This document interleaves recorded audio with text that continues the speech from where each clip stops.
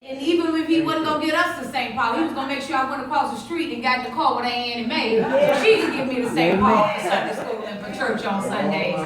So I thank God for St. Paul. And above all, y'all, I thank God for the love of Isaiah, Zip, Samuel.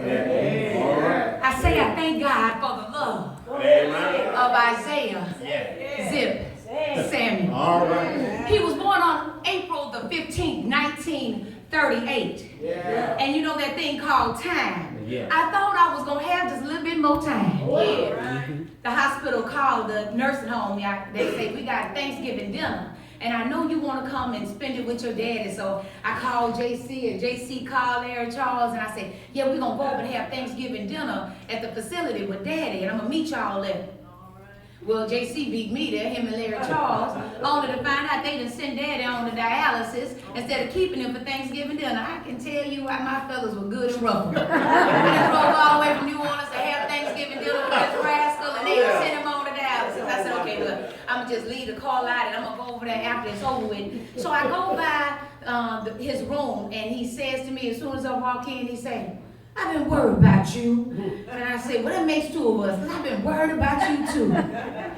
It was 2 days later when they took him to the hospital, and they called me and let me know, and then they said they were moving him to ICU, so I quickly, Monday, I'm talking to Eddie, and said, well, I think you need to be there by now, and I'm saying, yeah, but I was trying to get my rent paid before I go, but you right, Eddie, I'm getting my tail on this road right now, and go see about my daddy.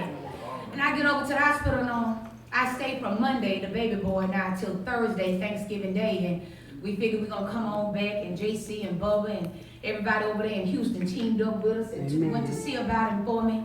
And then on Monday, I'm planning to get back by Tuesday. Monday they call and the doctor says, I don't think he gonna make it to Tuesday or Wednesday. And I say, oh, but I was coming back tomorrow. I'm gonna be back tomorrow, but I'm on my way right now. All right. And in the next 45 minutes, they call me back and they say, I'm sorry to tell you, he gone. See, you know, we always think we got just a little bit more time. Just a little bit more opportunity. But when essence, all we really got is right now. And at the end of our lives, all we really got is each other. If you notice, family, I didn't put nothing in that casket with my daddy. Ain't nothing going away from him with him but him. And the love that we have for him as a family. So I'm not going to hold us long, but I would be remiss if I didn't just pause for a minute and I just wanted to look at the life. Yes. For the love of Zip. I wanted to look at his life and see if we could just pull a couple of pages out of his life and maybe we could use them today. Can I go there just for a moment? When I open up the book of my daddy's life, the first page that comes to me that I see when I read it, it says, businessman. So Zip didn't play by no money. My daddy loved making some money. And even when he was down to one leg and he'd be sitting at the call out with me and JC, he said, baby, go get him. Baby, you got that one right there. Don't worry about it, I'm going to get him for you. He was going to help me sell a car from his wheelchair with his one leg. My daddy was about making him some money.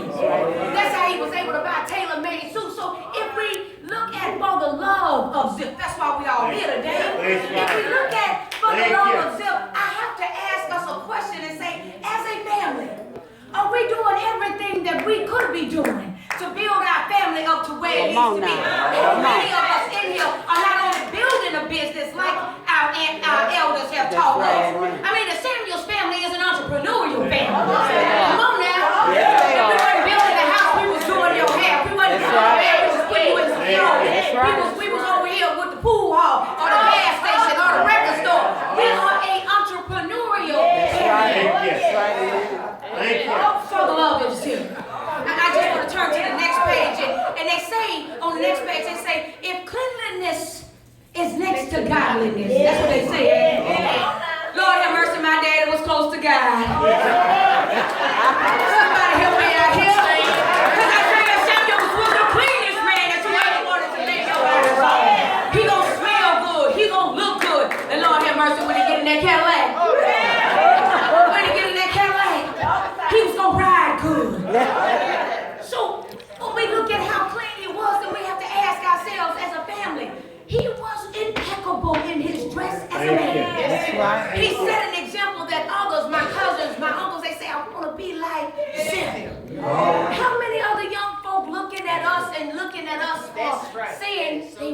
be like That's us. right. Because we're setting the standard high. Our pants ain't hanging low. Ain't breast rollers in our head when we come out. Ain't no Samuels wearing no house slippers to go nowhere. That's right. And it was clean. I'm sorry, I'm going to the next page. On the next page, I see that he was my daddy. You don't know what that means to me. You see, it's a whole lot of folk out here that got children that they don't even claim. That's right. Somebody say Big Fox Rich. Big Fox Rich. A whole lot of children out here that won't nobody lay claims to. Come on. And I just gotta put it on the table right here. Now, rumor has it. Somebody had to go and say that I may not even be his. Come on.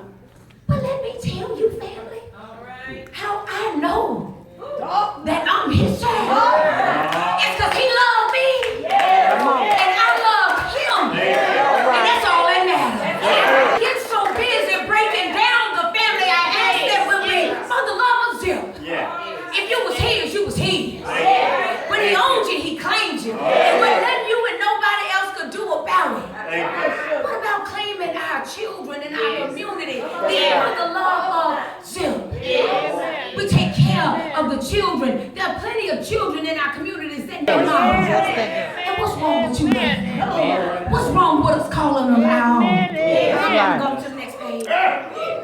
When I look at another chapter of my father's life, I can't help see, but not only was he a daddy to everybody that he could be a daddy to, but he believed in his family. I thank God that I had an opportunity to be raised as a member of the Samuels family. Because that name Samuels, it means something. It's a family with a strong legacy. It's a family with a strong backbone. I mean, it's credible people. So when something happens in our family, other people come because they love the Samuels family. I thank God for family.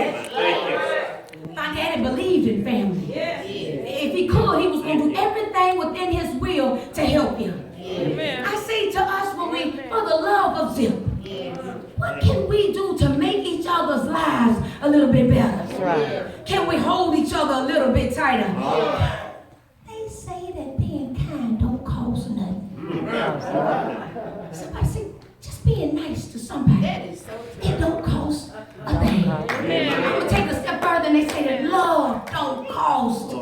It don't cost a thing. But if you get it in your lifetime, it's the greatest gift from God that you could ever receive. I'm going to take it on to the final page.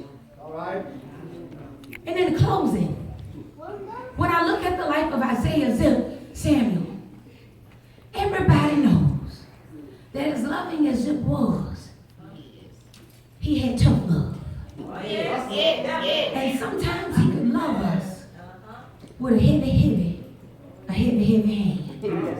Oh, y'all don't mind if I tell the truth.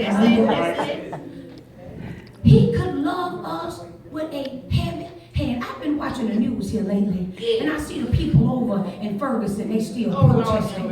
And I see the people over in New York, they laying down in the middle of the streets, they shutting down Wall Street, they shutting down highways over in Miami, because they are upset by how police officers are treating black people. But I got a question to you, family. How are we treating each other? How are we? I just for the love of Zip, can we ask the question? How are we treating each other? See, it ain't the police violence that's hurt us in our homes. It's the unkind words that you speak into my life that hurts me more than anybody else outside my door. For the love of Zip, can we be just a little bit kinder? Can we love just a little bit harder? Can we stand with each other? In times of crisis, in times of need. For the love of Zip, I love my daddy. He was all our daddy. And he was something special to everybody in this room.